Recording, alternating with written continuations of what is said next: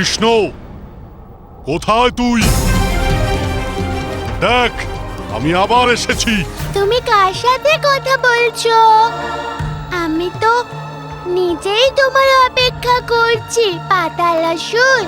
তুই শুধু মায়াবী না, দুঃসাহসী বালকও। কালকের মতো তুই যদি আবার আজকেও আমাকে ভ্রমিত করার দুঃসাহস দেখাস, তাহলে সেই মুহূর্তেই আমি তোর গোকুলকে আমার পাতালের অংশ করে নেব। ভেবে দেখ, তুই নিজের সঙ্গে সমস্ত গোকুলবাসীর জীবন বিপন্ন করতে চাস। তাহলে মৃত্যুর জন্য তৈরি তো তুই। দুষ্ট, সামনে এগোবে না। আমার অনুজের গায়ে যদি হাত দাও, তাহলে তার পরিণাম ভালো হবে না।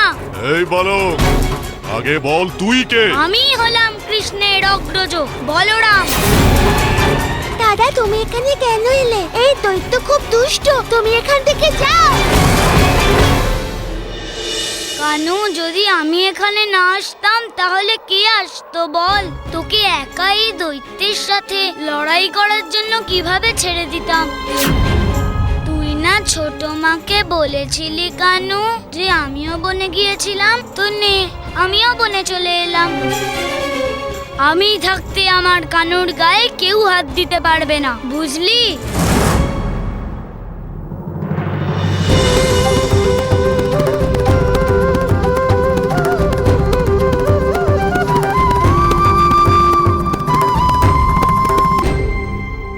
ভালোই হয়েছে, নন্দবংশের দুই প্রদীপকেই আমি আজকে একসঙ্গে নিভিয়ে দেব।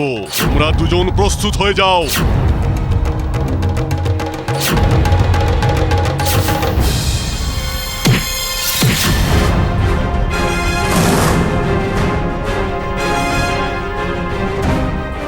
আরে, তুমি দেখতে আকারে ছোটখাটো হলেও ভালো শক্তি আছে, কিন্তু এই শক্তি আমার শক্তির সামনে কিছুই নয়।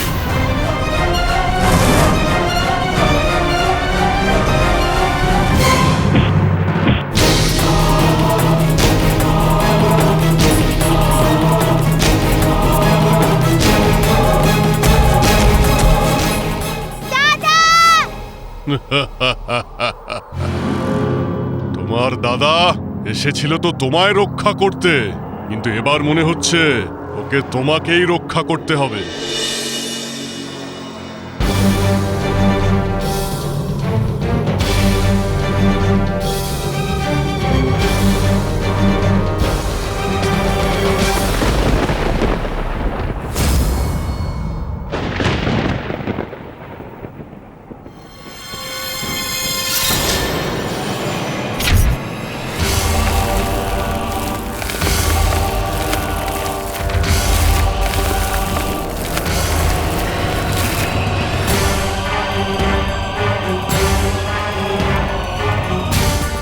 আবার ধূর্ততা?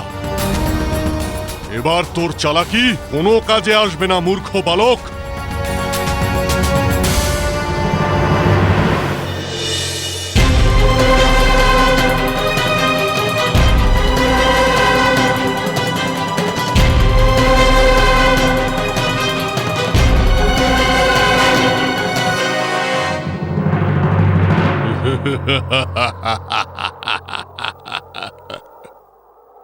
এবার তোদের শেষ সময় এসে গেছে। মৃত্যুর জন্য প্রস্তুত তো? পিঁপড়ের মতো তোদের পায়ের তলায় পিষে মারবো আমি। আর কৃষ্ণ, আর কোনো চালাকির চেষ্টা করবি না, নয়তো মনে রেখো তোদের সঙ্গে সঙ্গে আমি এই গোকুলকেও ধ্বংস করে দেব।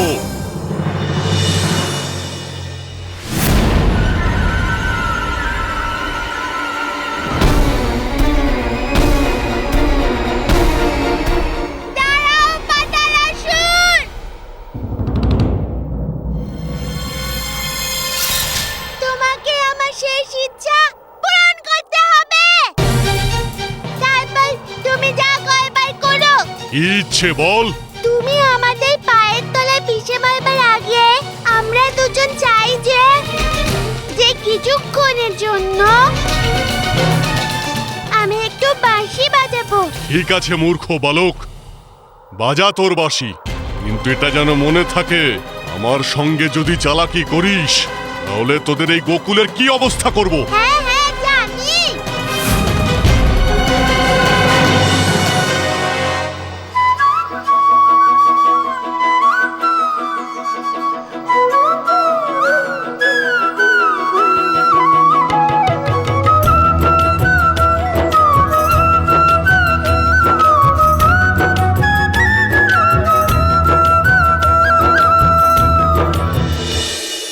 রাত্রির প্রথম প্রহর সমাপ্ত হতে চলল। জানি না কখন সেই শুভ সংবাদ আসবে যা শোনার জন্য এত বছর প্রতীক্ষা করছি। তাই তো বলি মহারাজ, আপনি এত উদ্বিগ্ন হচ্ছেন কেন? পিতা হওয়ার আনন্দই মানুষকে এমন করে দেয়।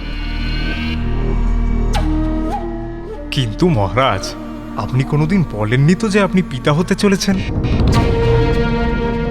ধনপতি, আমাদের মহারাজ সেই শুভ সংবাদের নয়, অন্য এক শুভ সংবাদের প্রতীক্ষা করছেন। কৃষ্ণের মৃত্যুর। ক্ষমা করবেন মহারাজ, ভুল হয়ে গেছে। পাতালাসুর সুসমাচার নিয়ে এই এলো বলে।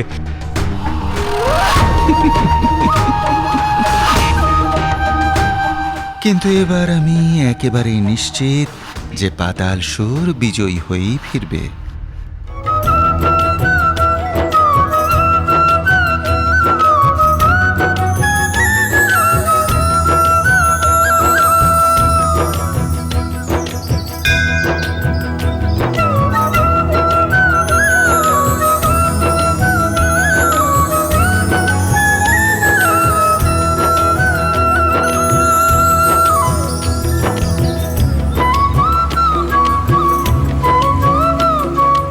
অনেক বাজিয়েছিস তুই বাঁশি, এবার তুই তোর বাঁশির সঙ্গে চিরকালের জন্য চূর্ণ বিচূর্ণ হয়ে যাবি কৃষ্ণ।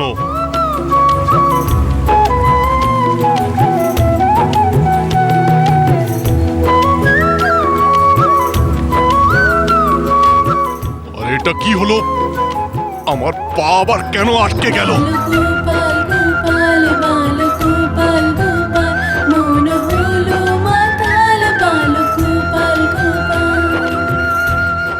আরে আমার পা এরকম কি করে হয়ে গেল?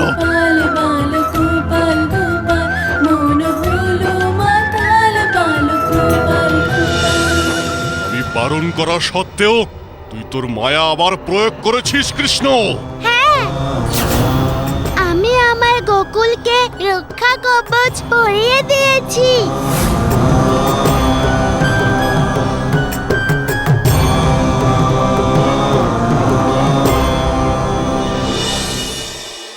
এবার তুমি আমার গ্রামকে কিচ্ছু করতে পারবে না। তুমি গোকুলে প্রবেশই করতে পারবে না। এই সুরক্ষা কবচকে আমি পদপৃষ্ঠ করে ধ্বংস করে দেব।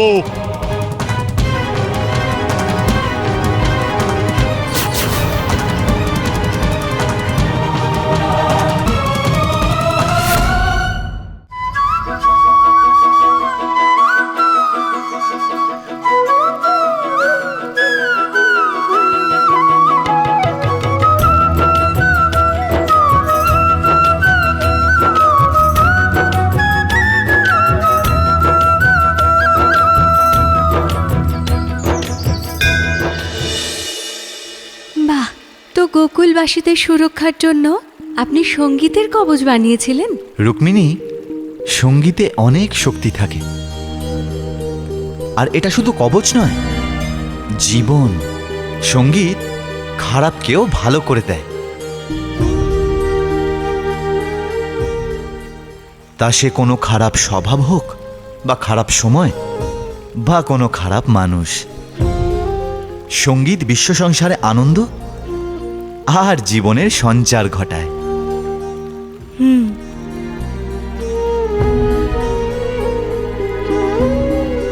তাই তো আপনার সঙ্গীতে শুধু গোকুলবাসী নয়, পশু পক্ষী এমনকি বৃক্ষরাও আনন্দের সাগরে ডুবে থাকে। এখনো অবধি এটা আপনার সবচেয়ে অদ্ভুত লীলা মাধব। পাতালসুর নামক সংকট থেকে যেভাবে আপনি গোকুলবাসীদের রক্ষা করলেন সেটা নিশ্চিত রূপে খুবই প্রশংসনীয়। হ্যাঁ রুক্মিণী, সেদিন পাতালসুরের সাথে লড়াইয়ে আমি এগিয়েছিলাম সেটা ঠিকই, কিন্তু জয় যে অনেক দূরে ছিল। কংস আর পাতালাসুর মিলে যে ষড়যন্ত্র করতে যাচ্ছিল তা যে কারোর ভাবনা চিন্তার অনেক ঊর্ধ্বে। এরপর কি হয়েছিল মাধব?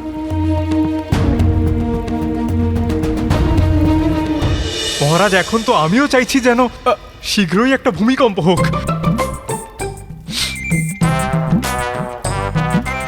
ধনপতি মহারাজ, ও বলতে চাইছে যে ওই পাতালাসুর শীঘ্রই যেন এখানে এসে পড়ে।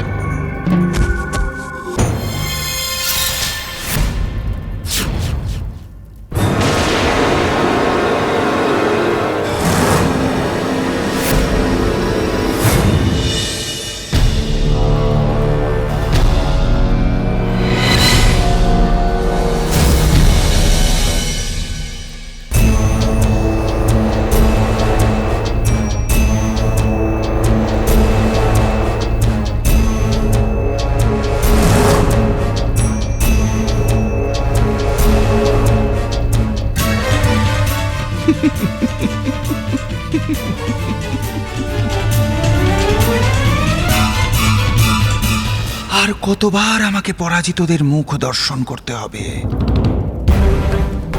তুমি জানো, মহারাজ কংসের শব্দকোষে পরাজয় শব্দটাই যে নেই। কিন্তু তোমার মতো দৈত্যদের জন্যে আমাকে পরাজয় দেখতে হচ্ছে, বারবার দেখতে হচ্ছে। তুমি তো আমায় কথা দিয়েছিলে যে তুমি আমার কালকে বিনাশ করে দেবে, তাহলে বিনাশ করলে না কেন?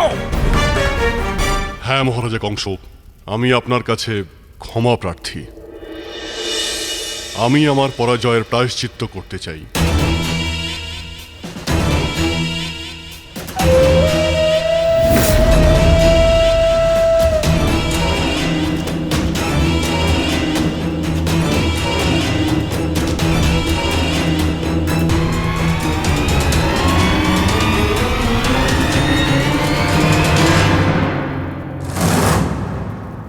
শিবের বরদান অনুযায়ী আমায় রাতে হত্যা করা যাবে না, তাই আমি প্রার্থনা করছি কিছুক্ষণ পরে সূর্যোদয়ের সঙ্গে সঙ্গে আপনি এই অস্ত্র দিয়ে আমাকে হত্যা করুন, আর এই লজ্জাজনক জীবন থেকে মুক্ত করে দিন। আমি চাইলে এই মুহূর্তে তোকে শেষ করে দিতে পারি, তোর মুন্ডটা দেহ থেকে বিচ্ছিন্ন করে দিতে পারি, কিন্তু না, তোকে আমার একটা কাজ করে দিতে হবে। বলুন মহারাজ, আপনার জন্য আমি কি করতে পারি? আমি আমার কাল ওই কৃষ্ণের রূপ দেখতে চাই। তুই এক কাজ কর, নিজের সব গুণকে একত্রিত কর, আর ওই মায়াবী কৃষ্ণের রূপ একবার আমায় দেখিয়ে দে। যথাজ্ঞা।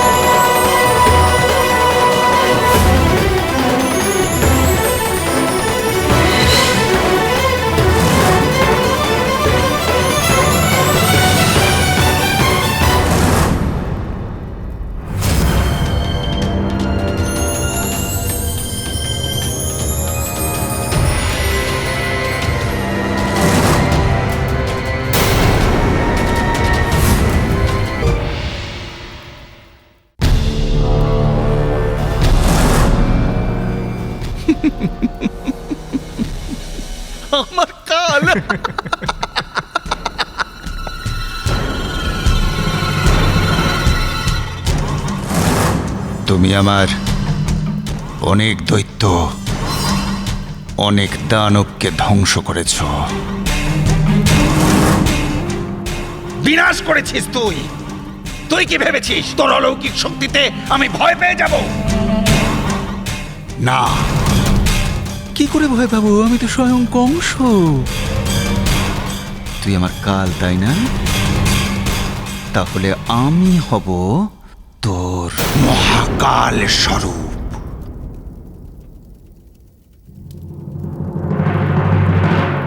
আমার হাতে তোর বিনাশ তো অনিবার্যই, আর তোর সাথে সাথে তোর সম্পূর্ণ গ্রামকে আমি সমূলে বিনষ্ট করে দেব।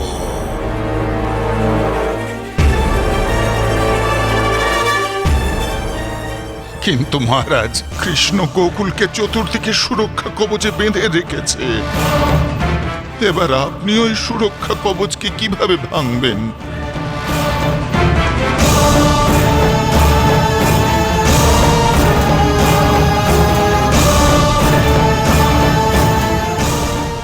নৃশংস, অতি নৃশংস এক পরিকল্পনা আছে আমার।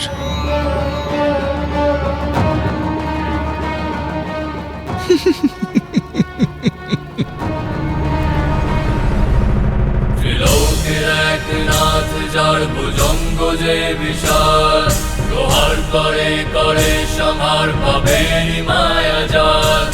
সর্বনাশ করতে এলো কোন মহাকাল, কোন মহাকাল, কোন মহাকাল। দুঃসাহসী এক মানব, বিধ্বংসী যার তাণ্ডব, বিশ্ব কেঁপে উঠেছে যেই অশ্ব যার ছোটে।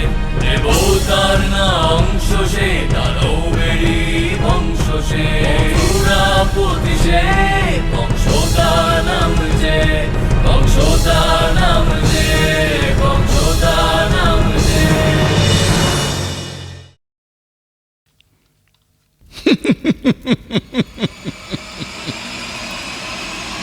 তোর মায়া দিয়ে তুই আমায় অনেক জ্বালিয়েছিস।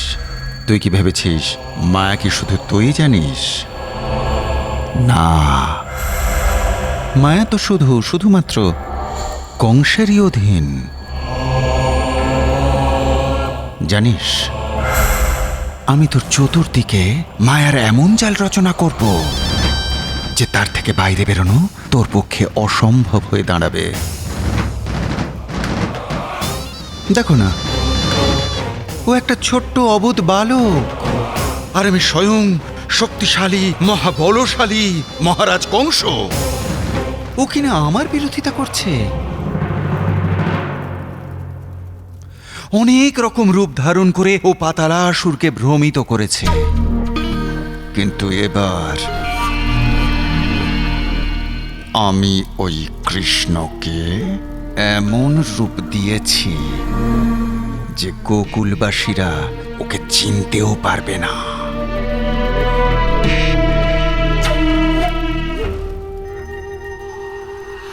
এবার দেখো, এই ছদ্মবেশী কৃষ্ণ সম্পূর্ণ গোকুলবাসীকে আসল কৃষ্ণের শত্রু করে দেবে। দেখে নিও, এই ছদ্মবেশী কৃষ্ণ নিজের আতঙ্ক ছড়িয়ে সমস্ত গোকুলবাসীকে সন্ত্রস্ত করে দেবে। কৃষ্ণ দুটো হৃদয়কে এক করে দেয়, তাই না?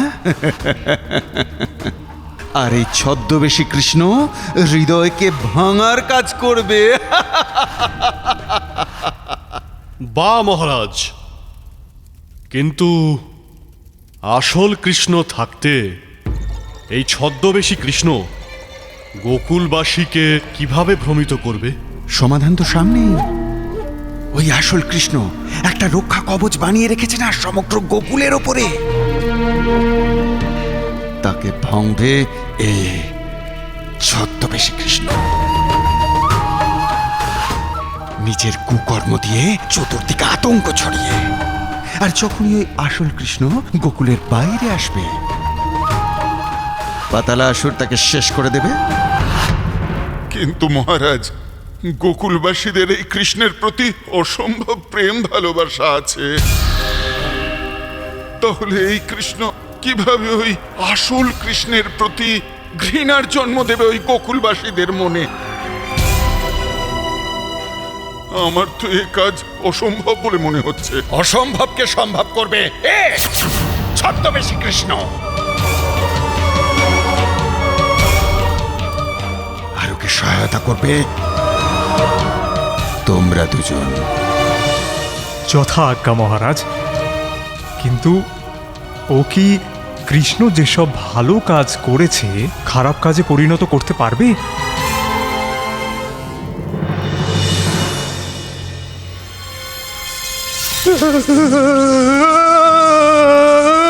ক্ষমা ক্ষমা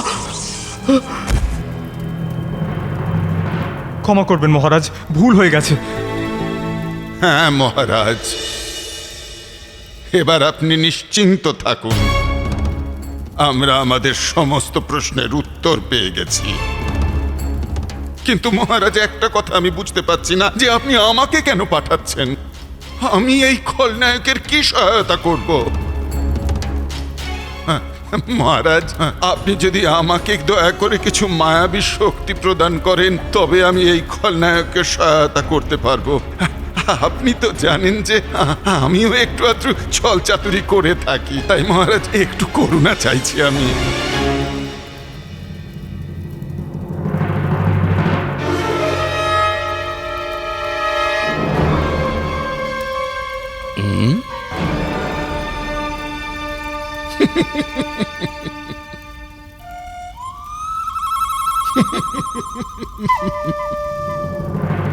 অতি শীঘ্র গোকুল যাও ছদ্মবেশী কৃষ্ণ। ওখানে গিয়ে তোমাকে অনেক বড় বড় কাজ করতে হবে।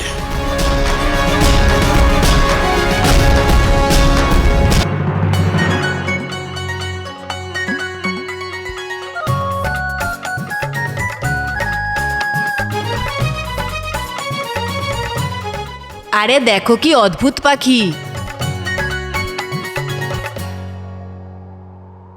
এই পাখির কাছ থেকে দূরে থাকো বালকের দল। এ এক অদ্ভুত দুর্লভ পাখি।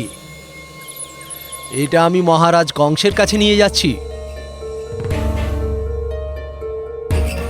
উনি পাখি খুব পছন্দ করেন, আর আমি নিশ্চিত এই পাখিটা দেখে প্রসন্ন হয়ে আমাকে পুরস্কৃত করবেন।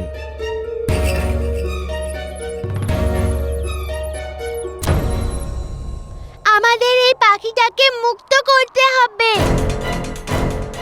ওর নিশ্চয়ই ওর ঘরের কথা মনে পড়ছে। তোমরা সবাই ওই পাখিটাকে মুক্ত করতে আমাকে সাহায্য করো। কিন্তু কি করে? আমার কাছে একটা উপায় আছে। কি উপায়? দাঁড়াও কাকা, তুমি কত দূর থেকে এসেছো আর এখনো কত দূরে যাবে তুমি? তোমার মনে হচ্ছে না তোমার একটু বিশ্রামের দরকার? তুমি তো সঠিক বলেছো বালক, ক্লান্ত তো বটেই। তুমি এসো না, আমি তোমাকে সুস্বাদু মাখন খাওয়াবো আর শীতল জল পান করাবো। আরে বা বালক, তুমি তো অতি ভদ্র। তুমি এতটা অতিথি পরায়ণ, আর গোকুলের মাখন খাওয়া থেকে আমি নিজেকে কিভাবে আটকাই বলো?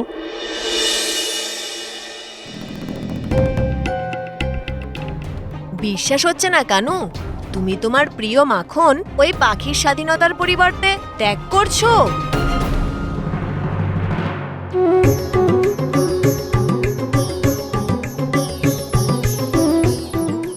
এই নাও কাকা।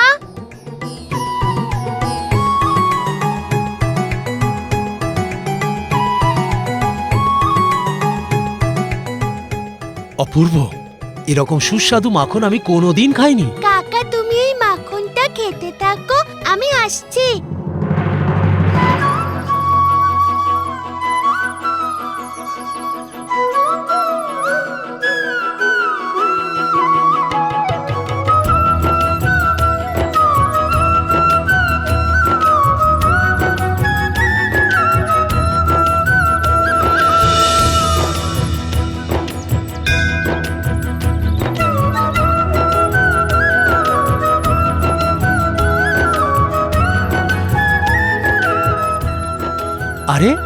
পাখিটাকে তো একেবারে আমার পাখির মতো দেখতে। আরে কাকা, এটা তোমার পাখির মতন নয়, এটা তোমারই পাখি।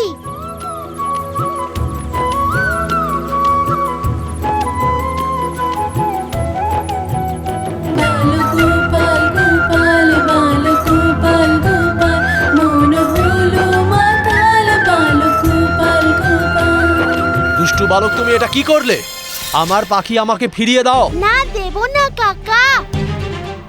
তুমি ভেবে নাও, এই পাখিটা আমি আমার মাখনের পরিবর্তে তোমার থেকে নিয়ে নিয়েছি। তোমার মাখনের আমার দরকার নেই, আমাকে আমার পাখি ফিরিয়ে দাও।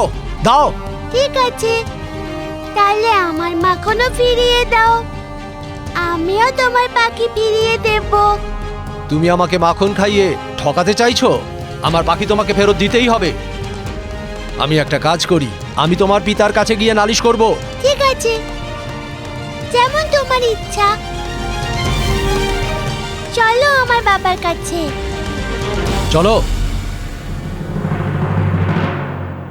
চিন্তা করো না, আমি শীঘ্রই ফিরবো। ততক্ষণ তোমরা লাড্ডু নিয়ে খেলো। চলো।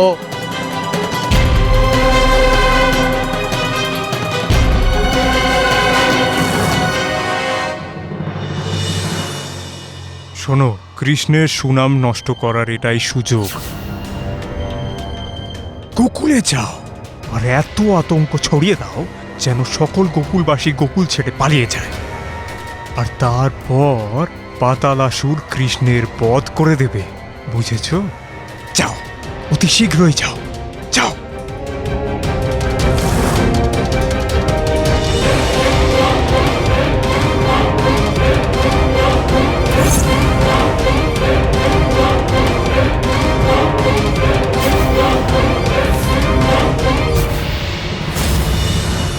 আরে কানু, তুই এত তাড়াতাড়ি ফিরে এলি?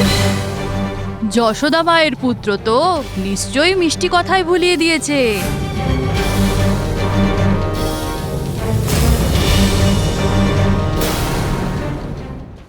কানু, উনি কি সত্যি বলছেন? তুই ওনার পাখিকে মুক্ত করেছিস? হ্যাঁ মা, কিন্তু আমি ওনাকে পাখির পরিবর্তে আমার প্রিয় মাখন দিয়ে দিয়েছি। শুনলেন আপনি? আপনার পুত্র আমার সাথে ছলনা করেছে, ছলনা। আমার পুত্রকে নিয়ে আমার গর্ব হয়। এই কথাটা ওর চেয়ে ভালো আর কে জানতে পারে যে কৃষ্ণ সব থেকে অধিক মাখন ভালোবাসে। আর আজও নিজে একটা পাখির স্বাধীনতার জন্য সেই মাখনই ত্যাগ করলো। নন্দরাজ, উনি না হয় ওর মা, কিন্তু আপনি তো আমার বিষয়টা বোঝার চেষ্টা করুন। আমার অনেক ক্ষতি হয়েছে, এবার আমি কি করব? আপনি চিন্তা করবেন না, আপনার পাখির যা মূল্য হয় সেটা আমি দিয়ে দেবো আপনাকে। আর কানু, তুমি একেবারে উচিত কাজটাই করেছো, কিন্তু তোমার কাজের ধরনটা উচিত নয় বাবা। ভবিষ্যতে এরকম করো না। হ্যাঁ বাবা, যেমন তোমার ইচ্ছা।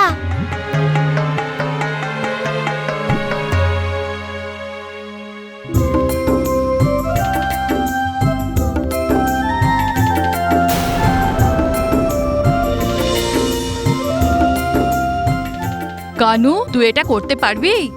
হ্যাঁ হ্যাঁ, কেন নয়।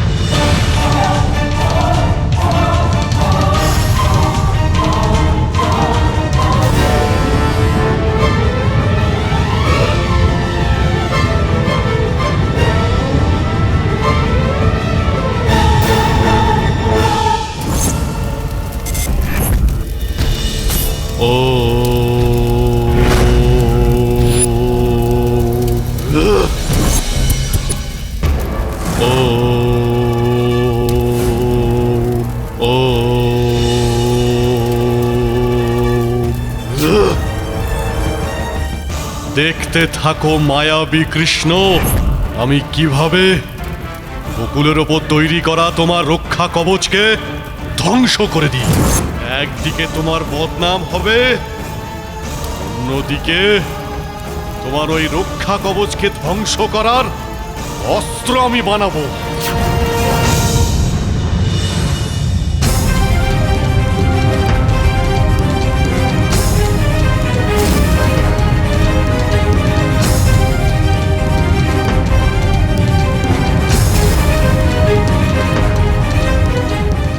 কানু, তুমি এ কি করলে? এত বড় ঘূর্ণিঝড় বানিয়ে দিলে। এ তো আমাদের সবাইকে নিয়ে চলে যাবে।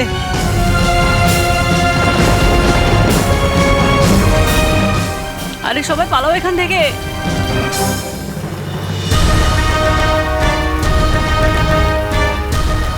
এবার তো গোকুল নিশ্চয়ই ডুবে যাবে। গোকুল ডুবে যাওয়ার আগে পাতালাসুরের দেখানো পথ ধরে পাতাল লোকে যাওয়া যাক। চলো।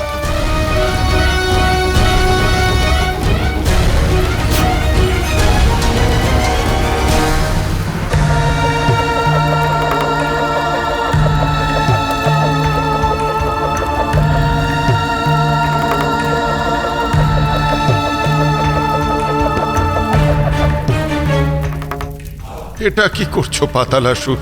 দেখতে থাকো।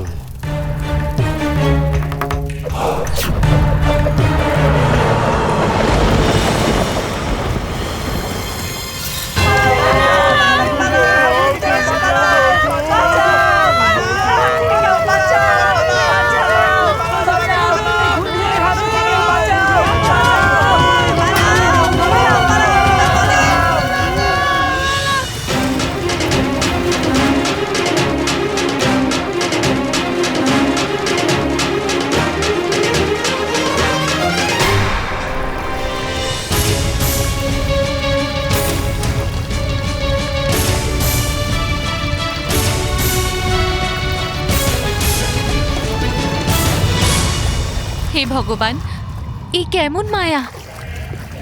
এই ঘূর্ণি তো আমাদের দিকেই এগোচ্ছে। এ তো পুরো গোকুলের জন্য সংকট। আমাদের শীঘ্রই গোকুলবাসীদের সহায়তা করার জন্য বেরোতে হবে যশোদা। হ্যাঁ, শান্ত হয়ে যান আপনারা, ছুটবেন না, শান্ত হন আপনারা। ভয় পাবেন না, ভগবান সব ঠিক করে দেবেন।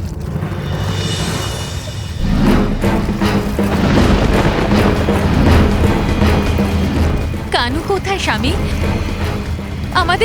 আমাদের সন্তান কোথায়?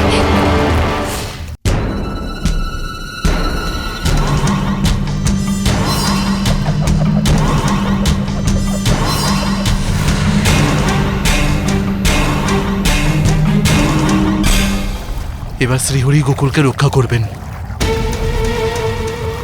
হে নারায়ণ, আমাদের গোকুলকে রক্ষা করুন।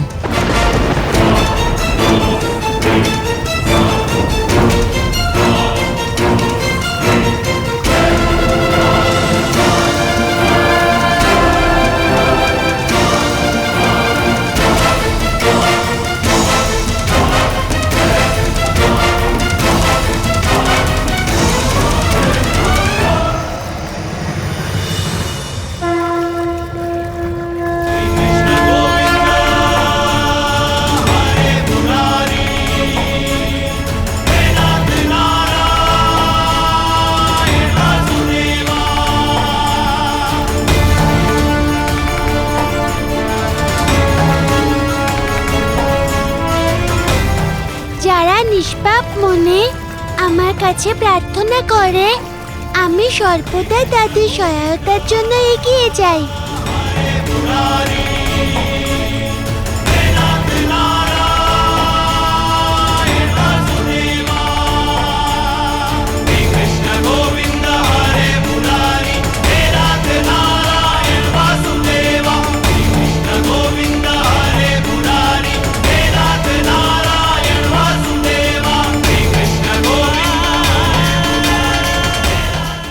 এসব হরিরই মায়া। সত্যি স্বামী, ভগবান আমাদের আবার রক্ষা করেছেন। আপনাকে ধন্যবাদ প্রভু।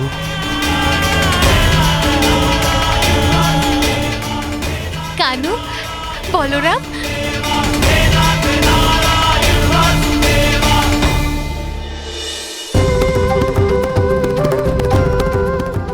পুত্র, আজ ভগবান আমাদের আবারও রক্ষা করেছেন। দেখ, তোরা দুজন হাত জোড় কর কর আর ভগবানকে ধন্যবাদ জানা।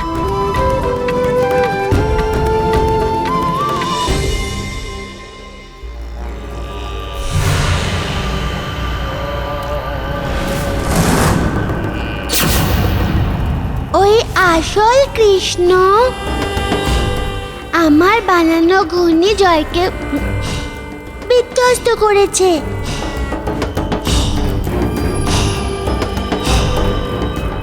কোনো ব্যাপার নয়, দেখতে থাকো। আমার এই বল্লমের শক্তির কাছে ওই মায়াবী বালক কিছুই নয়। আজকে রাতেই আমিও রক্ষা কবচকে ধ্বংস করে দেব, তারপর ওই বালককেও শেষ করব আমি।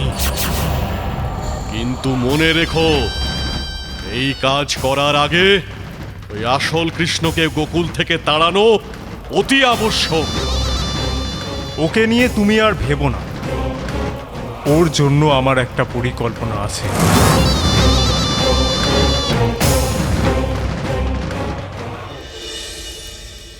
আমি নিজের চোখে দেখেছি ওই ঘূর্ণির নির্মাণ এই কানাই স্বয়ং নিজের লাট্টু দিয়ে করেছিল।